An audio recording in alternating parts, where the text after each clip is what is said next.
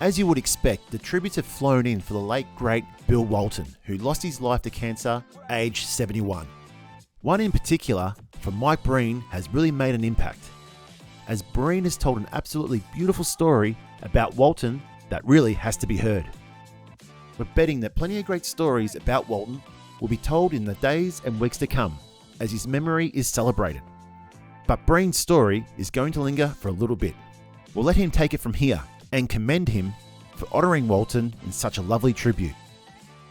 When anybody ever asks me, what's Bill Walton like? And it's a little long, so I apologize, and I hope it's appropriate because it has to do with my family, but I think it's a great way to describe what Bill was all about.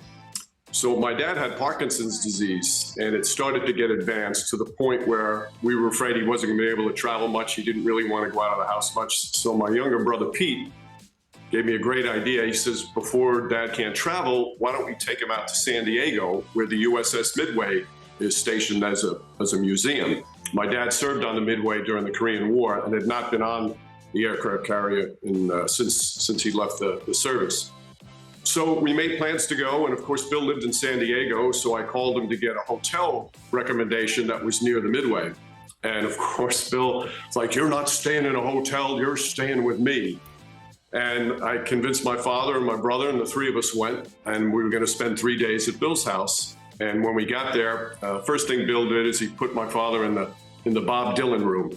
The bedrooms were all named after people that meant something to Bill, and usually that's something to do with musicians. And the Bob Dylan room was a place of honor, so that's the first thing we did.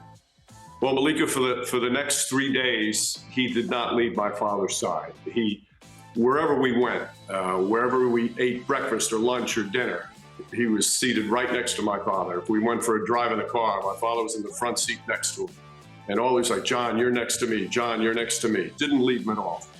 And then when it came time to go to the Midway, we thought we were just going to go and buy tickets like everybody does who wants to go take the tour. But when we got there, Bill had called in advance, and he called to tell them that one of your heroes is returning to the ship that he served on.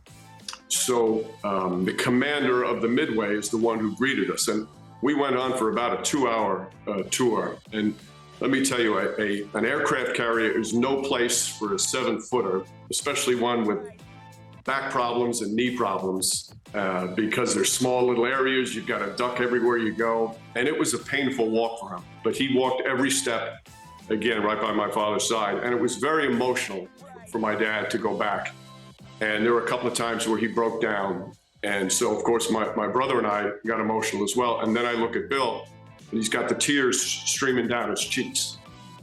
And it was a special day for him and having Bill next to him. And we get back to the house, and there was one point I couldn't find where my father was and didn't know where Bill was either.